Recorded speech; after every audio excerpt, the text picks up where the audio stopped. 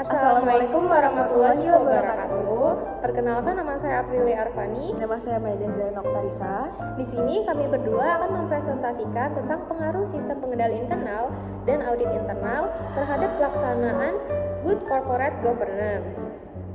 Dari presentasi itu untuk memenuhi tugas dari mata kuliah Seminar Pemeriksaan Akuntansi.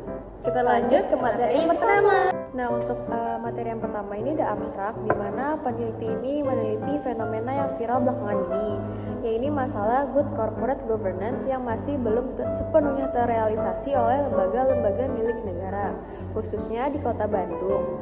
Penelitian ini bertujuan untuk memahami pengaruh pengendalian internal dan audit internal terhadap penerapan Good Corporate Governance di BUMN dan BUMD di Bandung dengan menggunakan deskriptif analisis dan jalur sistem analisis. Penelitian ini menunjukkan bahwa BUMN memiliki implementasi pengendalian internal dan audit internal yang baik dibandingkan BUMD disebabkan oleh aturan Good Corporate Governance yang mengikat BUMN. Hal statistik ini menunjukkan bahwa kedua faktor tersebut berpengaruh positif secara langsung maupun tidak langsung terhadap penerapan Good Corporate Governance. Dengan demikian, dapat disimpulkan bahwa sistem pengendalian internal yang didukung oleh fungsi audit internal yang efisien akan menghasilkan penerapan Good Corporate Governance yang memuaskan dalam suatu organisasi. Untuk materi selanjutnya itu ada pendahuluan, di mana pengendalian internal perusahaan meliputi seluruh aspek kegiatan perusahaan, tidak terbatas pada akuntansi dan keuangan. Ini menjadi bahan pertimbangan bagi pimpinan dalam pengambilan keputusan. Menurut Wahrudin dan Afrudin 2020 menegaskan bahwa analisis rasio keuangan menjadi landasan pertimbangan bagi manajer dalam pengambilan keputusan, sehingga dapat menguatkan pengendalian internal secara konkret. Sistem pengendalian ini diperlukan sebagai bentuk pengawasan karena dalam suatu organisasi terdapat kebutuhan untuk mendelegasikan wewenang dan tanggung jawab. Ketika seorang manajer atau pemilik perusahaan merasa tidak memiliki cukup waktu atau kemampuan untuk mengelola semua kegiatan perusahaan sendiri, mereka akan mendelegasikan tanggung jawab kepada orang lain. Namun, seiring dengan atau segera setelah delegasi tersebut, timbul kebutuhan untuk terus mengawasi pelaksanaan kegiatan dan hasil yang dicapai oleh para fungsionaris yang ditunjuk. Selanjutnya untuk metode penelitian, di sini populasi dalam penelitian ini adalah badan usaha milik negara dan badan usaha milik daerah di Kota Bandung. Untuk menentukan ukuran populasi dan sampel pada penelitian ini mengacu pada pernyataan Ari Kunto 2006-78 bahwa untuk menentukan anggota sampel apabila subjek kurang dari 100 lebih baik diambil seluruhnya. Penelitian ini dilakukan secara survei terhadap BUMN dan BUMD di Kota Bandung. Responden dalam penelitian ini adalah internal auditor pada badan usaha milik negara dan badan usaha milik daerah di Kota Bandung. Untuk variabel penelitian ini diklasifikasikan menjadi dua kelompok variabel, yaitu variabel independen dan variabel dependen. Berdasarkan variabel-variabel tersebut, maka variabel yang akan digunakan dalam penelitian ini adalah variabel independen, yaitu sistem pengendalian internal sebagai X1 dan audit internal sebagai X2. Sedangkan variabel dependen yaitu pelaksanaan Good Corporate Governance sebagai Y. Selanjutnya ada teknik pengumpulan data. Di sini teknik pengumpulan data dibagi menjadi 3, yaitu ada kuesioner, wawancara, dan teknik dokumentasi. Untuk kuesioner sendiri ini adalah merupakan teknik pengumpulan data yang dilakukan dengan cara memberi seperangkat pertanyaan atau pernyataan tertulis kepada responden untuk dijawabnya yang berhubungan dengan indikator-indikator berkaitan peran internal audit, sistem pengendalian internal, dan pelaksanaan Good Corporate Governance. Yang kedua ini ada wawancara, di mana suatu bentuk komunikasi verbal semacam percakapan yang bertujuan memperoleh informasi. Dalam wawancara ini, pertanyaan dan jawaban diberikan secara verbal yang berhubungan dengan indikator-indikator peran internal audit, sistem pengendalian internal, dan penerapan Good Corporate Governance. Dan yang terakhir ini ada teknik dokumentasi, di mana pengumpulan data dan informasi dengan cara memanfaatkan sejumlah dokumen tertulis berupa laporan dan peraturan secara literatur yang memiliki referensi dengan penelitian ini, khususnya data sekunder yang berhubungan dengan internal audit, sistem pengendalian internal, dan penerapan good corporate governance yang digunakan dalam penelitian ini. Nah, untuk metode analisis data yang digunakan dalam penelitian ini adalah analisis jalur atau path analysis, karena peneliti ingin memastikan hubungan peran internal audit, sistem pengendalian internal, dan pengaruhnya terhadap good corporate governance. Bagian selanjutnya ada hipotesis penelitian.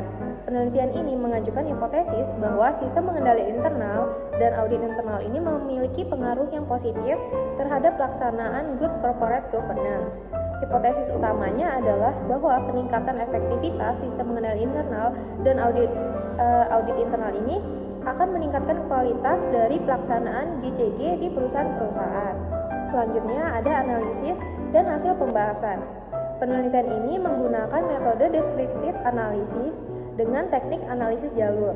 Analisis ini memiliki tentang pengaruh bebas sistem pengendalian internal sebagai X1 dan audit internal sebagai X2 terhadap good corporate governance sebagai Y pada badan usaha milik negara dan badan usaha milik daerah di Kota Bandung. Selanjutnya, hubungan antara sistem pengendalian internal dengan audit internal itu sebesar 0,320 dan masuk ke dalam kategori rendah. Sedangkan hubungan antara sistem pengendalian internal dengan good corporate governance sebesar 0,839 yang berada dalam kategori sangat kuat.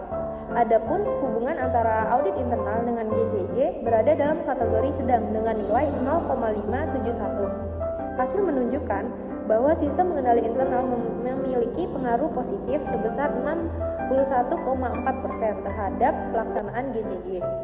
Sementara audit internal memberikan pengaruh yang positif sebesar 19%. Secara keseluruhan, pengaruh gabungan dari kedua variabel tersebut terhadap GCG adalah sebesar 80,6%. Dari data ini menunjukkan bahwa pengendalian internal yang baik didukung oleh audit internal yang efisien itu secara signifikan akan meningkatkan pelaksanaan GCG di perusahaan. Selanjutnya ada bagian pengujian hipotesis.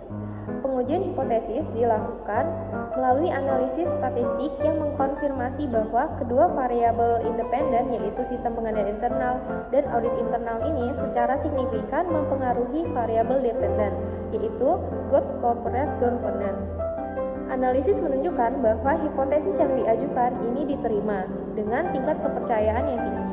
Untuk pengujian ini digunakan uji T yang diperoleh hasil sebagai nilai T hitung untuk sistem pengendalian internal X1 sebesar 14,610 melebihi nilai tabel yaitu 1,988 sehingga berada di wilayah penolakan H0. Dengan demikian maka H0 ditolak, artinya sistem pengendalian internal ini berpengaruh signifikan terhadap GCG. Selanjutnya nilai T hitung untuk audit internal sebesar 6,722 melebihi nilai T tabel yaitu 1,988 sehingga berada di wilayah penolakan H0. Dengan demikian H0 ditolak, artinya audit internal ini berpengaruh signifikan terhadap GCG. Selanjutnya ada bagian dari kelebihan. Kelebihan dari jurnal ini adalah yang pertama relevansi dan aktualisasi. Maksudnya adalah jurnal ini itu mengangkat topik yang relevan dan krusial di dalam dunia bisnis dan keuangan. Sistem pengendalian internal dan audit internal adalah komponen yang penting dalam pelaksanaan tata kelola perusahaan yang baik, yang menjadi fokus utama banyak perusahaan dan regulator saat ini. Kelebihan yang kedua adalah kombinasi teori dan praktik.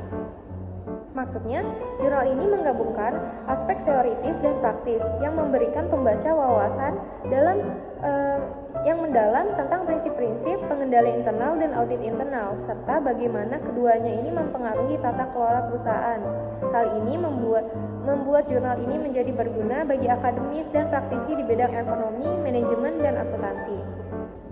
Kelebihan yang ketiga adalah metodologi yang kuat.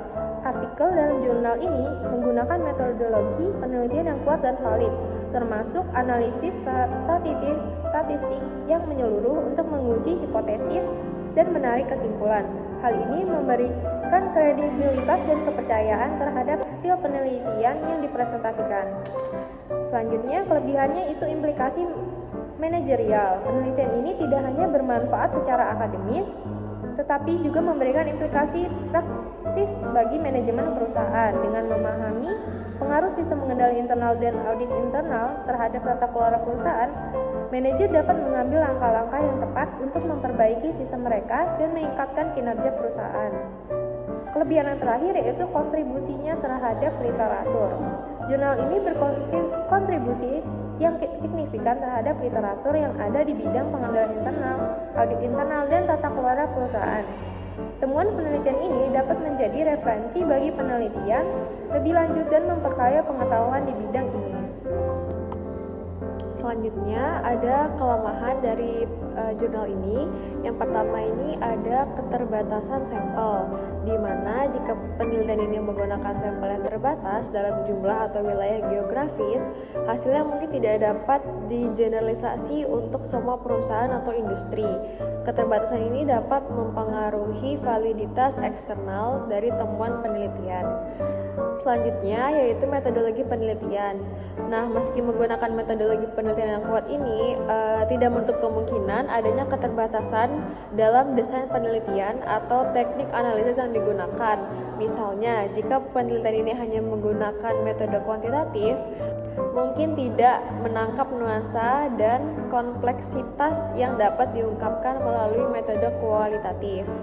Yang ketiga, yaitu ada ketergantungan pada data sekunder, di mana jika penelitian ini bergantung pada data sekunder, ada resiko bawaan data yang digunakan tidak sepenuhnya akurat atau up to date. Hal ini dapat mempengaruhi keakuratan dan relevansi hasil penelitian. Selanjutnya, yaitu tidak membahas variabel pengganggu, yaitu penelitian ini mungkin tidak sepenuhnya mempertimbangkan variabel pengganggu atau faktor eksternal yang mempengaruhi hubungan antara sistem pengendalian internal, audit internal, dan pelaksanaan good corporate governance. Hal ini bisa menyebabkan interpretasi yang kurang tepat dari hasil penelitian. Selanjutnya yaitu kurangnya studi kasus dan contoh praktis. Tanpa studi kasus atau contoh praktis, pembaca mungkin kesulitan untuk menerapkan temuan penelitian dalam konteks nyata. Studi kasus dapat memberikan wawasan yang lebih kaya tentang bagaimana prinsip-prinsip yang dibahas diterapkan dalam praktik. Dan yang terakhir ini ada penekanan berlebihan pada teori, di mana jika suatu jurnal ini terlalu fokus pada teori tanpa cukup mengaitkannya dengan aplikasi praktis, mungkin tidak menarik bagi praktisi yang mencari solusi praktis untuk masalah di dunia nyata. Selanjutnya yaitu bagian kesimpulan dan saran. Kesimpulan dari penelitian ini adalah bahwa sistem pengendalian internal dan audit internal itu memiliki peran yang krusial dalam meningkatkan pelaksanaan GCG. Disarankan agar perusahaan, khususnya BUMN dan BUMD, itu meningkatkan kualitas sistem pengendalian internal dan audit internalnya agar mereka dapat mencapai tata kelola perusahaan yang lebih baik. Selain itu, pelatihan dan pengembangan berkelanjutan untuk auditor internal juga diusulkan untuk memastikan efektivitas pengawasan dan pengendalian. Sekian presentasi dari kelompok kami. Kurang lebihnya mohon maaf. Kami akhiri. Wassalamualaikum warahmatullahi wabarakatuh.